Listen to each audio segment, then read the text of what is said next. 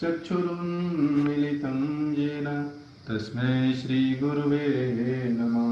श्रीचैतन्यमनोभीष्टं स्थापितं येन भूतले स्वयं रूपः कदा मह्यं ददाति स्वयं पदान्तिकं। वन्देऽहं श्रीगुरो श्रीयुतापदकमलं श्रीगुरुन् वैष्णवांश्च श्रीरूपं साग्रजातं सहिगणरघुनाथवितं तं सजीवं साद्वैतं सावधूतं परिजनसहितं कृष्णचैतन्यदेवं श्री राधा कृष्ण पादान सहिगण ललिता श्री विशाखान्वितांश। हे कृष्ण करुणा सिंधु दीनबंधु जगत्पते गोपेश गोपिका कांत राधा कांत नमोस्तुते। तप्त कांचन गौरांगी राधे वृंदावनेश्वरी वृषभानुसुते देवी प्रणम्य हरिप्रिये। वाञ्छाकल्पतरुभ्यश्च कृपा सिन्धुभ्येव च पतितानां पावनेभ्यो वैष्णवेभ्यो नमो नमः। जय श्री कृष्ण चैतन्य प्रभु नित्यानंद श्री अद्वैत गदाधर शिवासादि गौरभक्तवृंद। हरे कृष्णा कृष्ण कृष्ण हरे हरे हरे राम राम राम हरे हरे। हरे कृष्णा।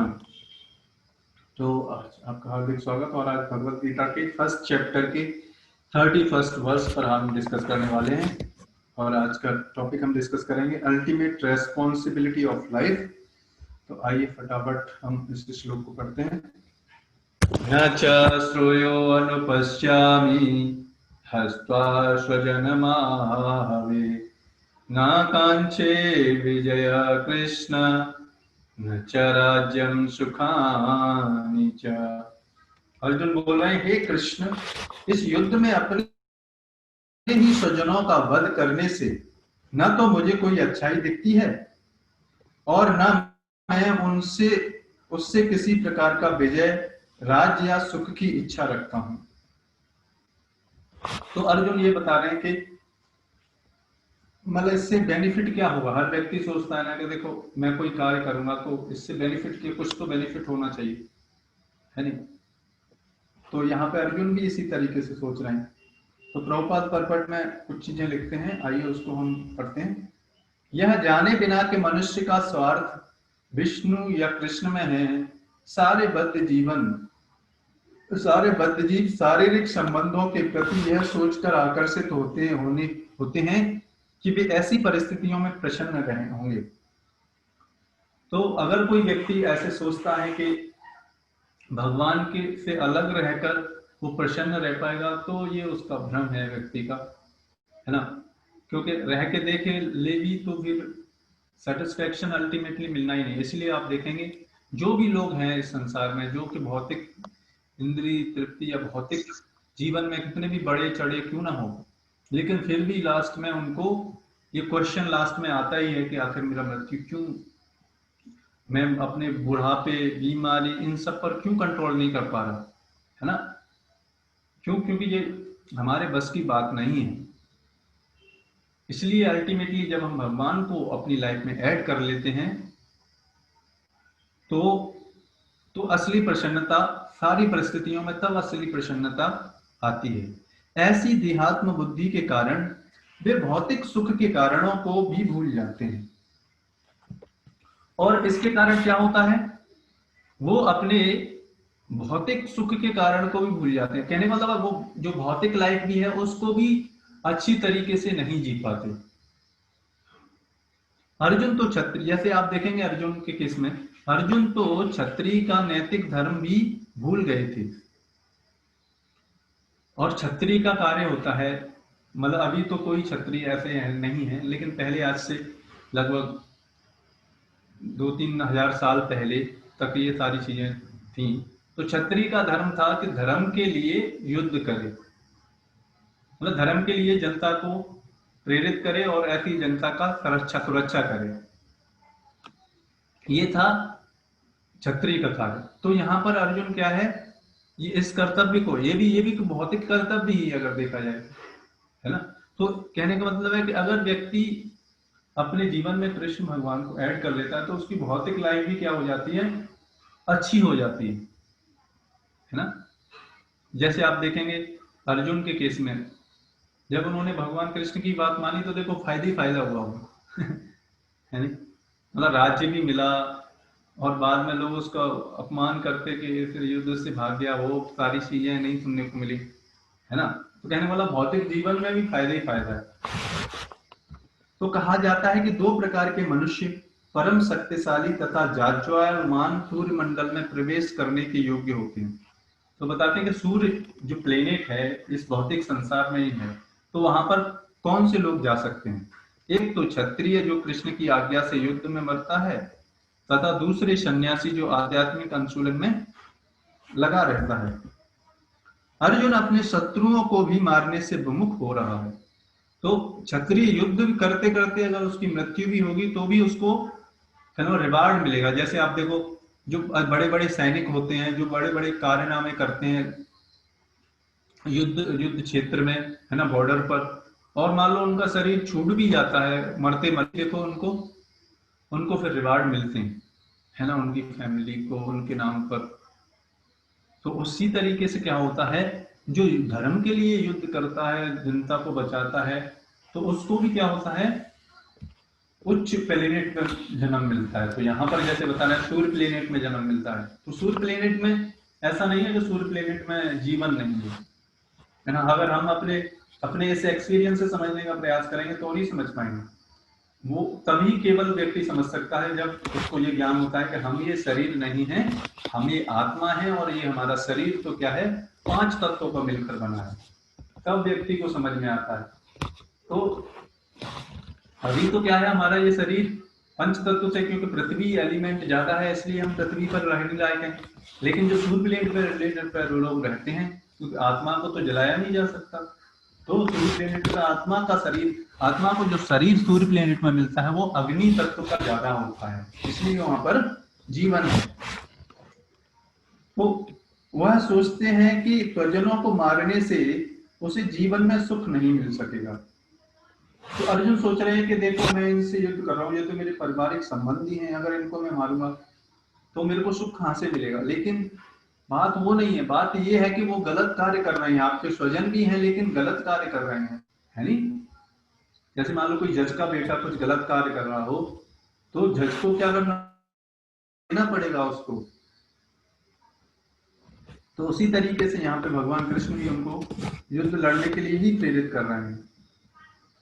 और उसने तो, और जहां तक, अतः उसने लड़ने के लिए इच्छुक नहीं है, और इसकी वजह से क्या है, अतः वह लड़ने के लिए इच्छुक नहीं है।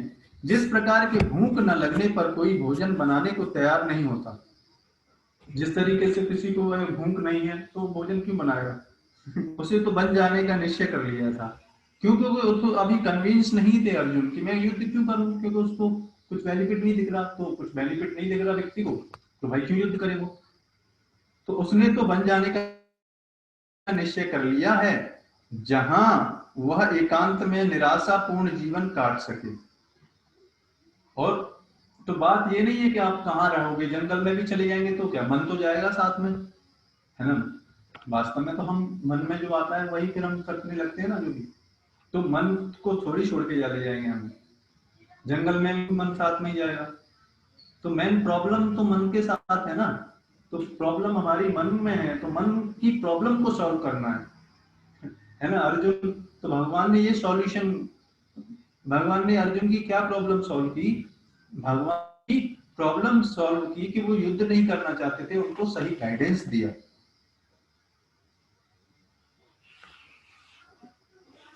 किंतु क्षत्रिय होने के नाते उसे अपने जीवन निर्वाह के लिए राज्य चाहिए, क्योंकि क्षत्रिय कोई अन्य कार्य नहीं कर सकता।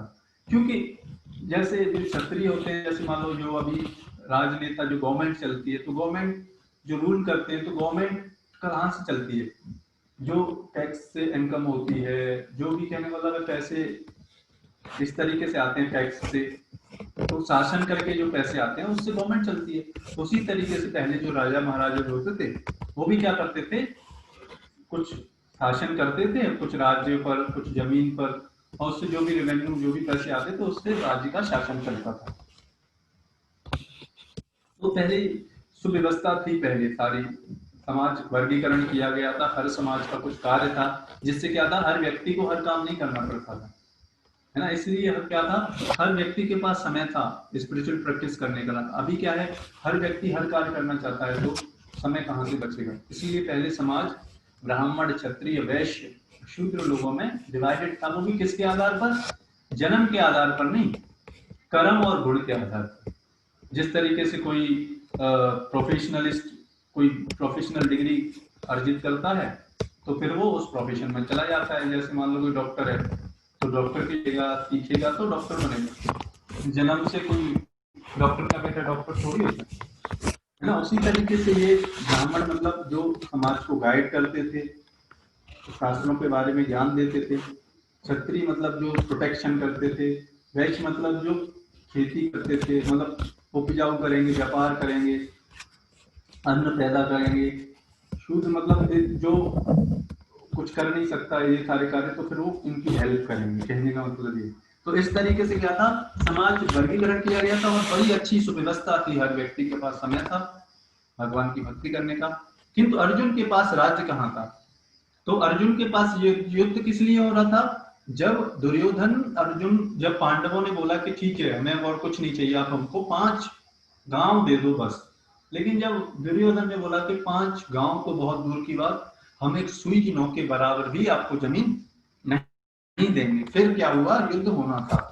उसके लिए तो राज्य प्राप्त करने का एकमात्र अवसर है कि उस अपने बंधु बांधवों से लड़कर अपने पिता के राज्य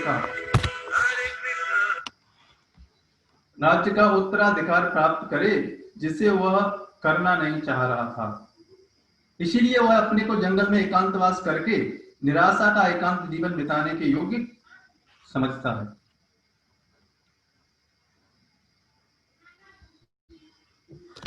तो अर्जुन का ये समस्या था।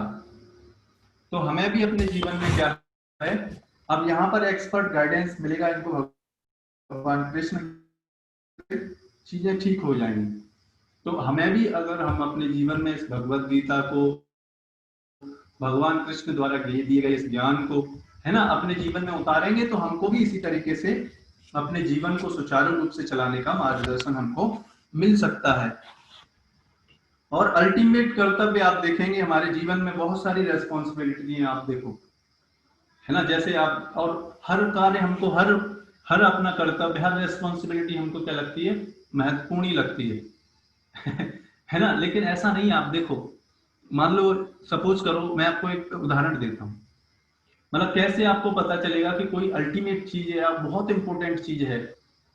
जैसे मान लो कि ये लैपटॉप है, ठीक है।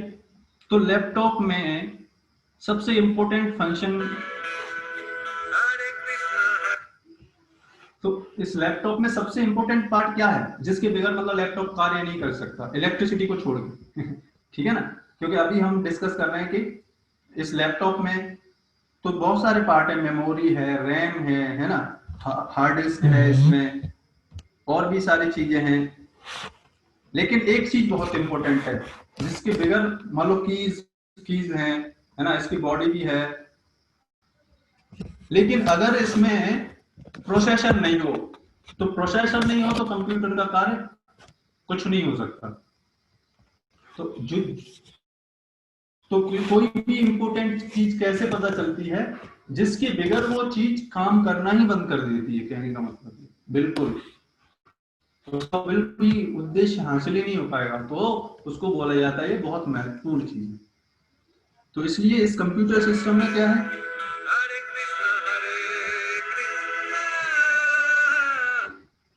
तो इस कंप्यूटर सिस्टम में क्या है, इस कंप्यूटर सिस्टम में सबसे ज्यादा इंपॉर्टेंट है प्रोसेसर।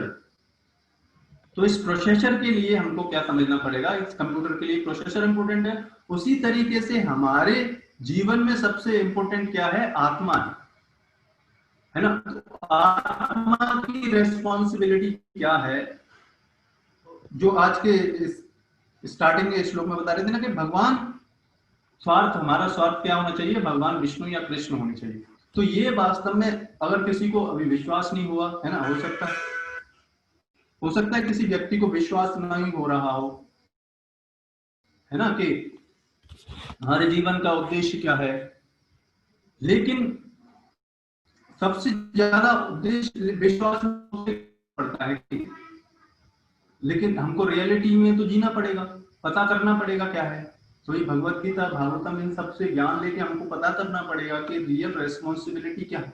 तो बहुत सारी रेस्पॉन्सिबिलिटी हो सकती है इस संसार में, लेकिन अल्टीमेट रेस्पॉन्सिबिलिटी हमारी है इस आत्मा की। आत्मा हमारे भगवान का अंश है, तो भगवान की भक्ति करके, उनसे रिलेशन डेवलप करके उनके पास जाना, ये अल्टीमेट हमारा रेस्पॉन्सिबिलिटी है।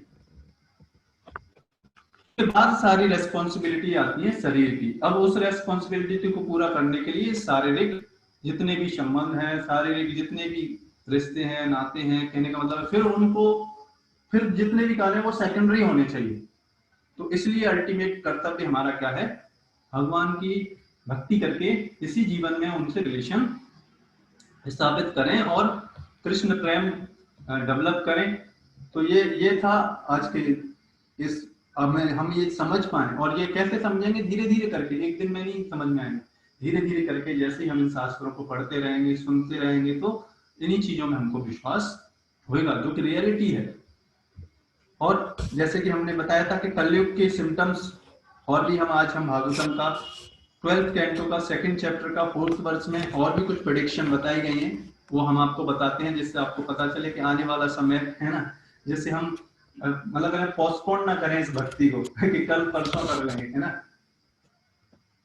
तो इस श्लोक में बताया गया है, लिंगमेवाश्रमाख्याता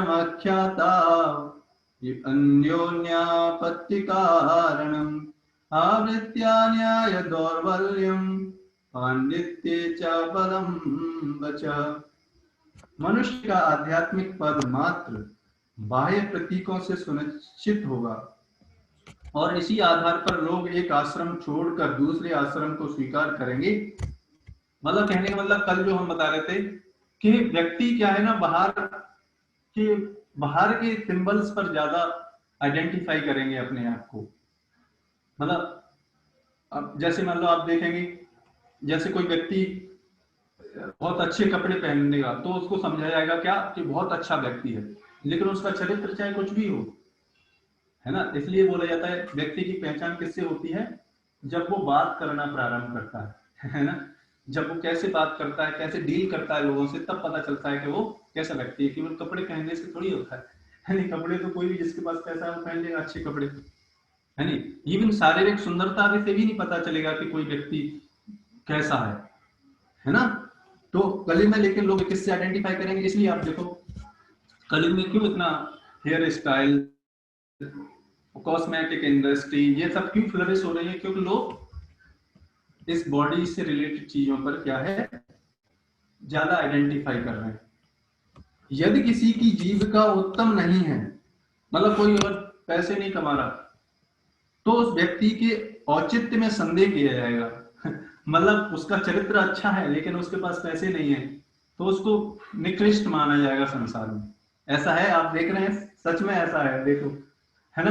मतलब जो पैसा नहीं कमा रहा, उसको जीवन में, उसको ऐसा समझाएगा ये कुछ नहीं कर सकता जीवन में, लेकिन उसका चरित्र चाहे कितना भी महान क्यों ना हो। लेकिन ये पब्लिक के लिए है ना, ऐसा नहीं कि हर व्यक्ति के लिए। बहुत सारे ऐसे भी लोग होंगे, कुछ लोग ऐसे भी होंगे जो ऐसे लोगों का भी सम्मान करेंगे, है ना। तो उस व्यक्ति के औचित्य में संदेह किया जाएगा, और जो चिकनी चुपड़ी बातें बनाने में चतुर होगा वह विद्वान पंडित माना जाएगा। कहने मतलब जो फ्लैटरिंग करेगा एक दूसरे की, उसको क्या माना जाएगा, बुद्धिमान माना जाएगा। मतलब कहने का मतलब है जो दूसरे की बातों में बात बना दे, बता दे, उसके अनुसार ही चीजों को बता दे, तो उसको विद्वान पंडित बताया जाएगा। जैसे मान लो आप कोई व्यक्ति किसी व्यक्ति से पूछे कि मैं यही करना चाहता हूँ, चाहे वो गलत क्यों ना हो और उससे नुकसान हो रहा हो, लेकिन वो बोल दिया हाँ ठीक है कर लो, अच्छा होगा, तो वो उस व्यक्ति को क्या बोले, अरे ये तो बहुत अच्छे व्यक्ति, बहुत महान व्यक्ति है। लेकिन कोई व्यक्ति अगर रियलिटी बताएगा लाइफ की तो फिर क्या होगा, उस व्यक्ति को विद्वान नहीं माना जाएगा। तो ऐसा जनरली लोग ऐसा करेंगे, लेकिन बहुत रेयर लोग ऐसे होंगे जो सही चीजों पर भी आएंगे। तो ये कलयुग के सिम्टम्स थे। तो आज हमने इस सेशन में कुछ चीजें डिस्कस की, जो मैं आपको एक बार फिर रिवाइज कराता हूँ कि हमारे जीवन का जो कर्तव्य अल्टीमेटली यही है कि हम भगवान से, कृष्ण से प्रेम डेवलप करके इसी जीवन में हम चले जाएं, क्योंकि आने वाले कलयुग के लिए हम पोस्टपोन न करें इस भक्ति को। क्योंकि ये हम कलयुग का ये सीरीज, कलयुग के सिम्टम्स हमने इसीलिए लिए हैं क्योंकि आगे आने वाले समय में हम पता होगा ना कैसा समय आने वाला है, तो इसलिए पोस्टपोन नहीं कर पाए, है ना। क्योंकि आने वाले समय में केवल दिखावा ही रह जाएगा, बस रियलिटी की लाइफ कोई जी नहीं पाएगा। इसलिए हम इस चीजों को पोस्टपोन ना करें और इसी जीवन में भक्ति करके हम भगवान के धाम चले जाएं। तो फिर क्या होगा, हम बड़ी आसानी से इस जीवन को जी। और इसी के साथ हम इस सेशन को यहाँ पर विराम करते हैं। आपका बहुत बहुत धन्यवाद। हरे कृष्णा। और भी जानना चाहते हैं तो हमारा ग्रुप है जर्नी ऑफ सेल्फ डिस्कवरी, उस पर आप ज्वाइन कर सकते हैं और भी इस तरीके के सेशंस में आने के लिए, फिर और पर्सनल गाइडेंस के लिए उसमें और ज़्यादा आप समझ सकते हैं इन सारी चीज़ों से, है ना। तो इस तरीके से हम इसको, आज के सेशन को हम यहीं पे विराम देते हैं।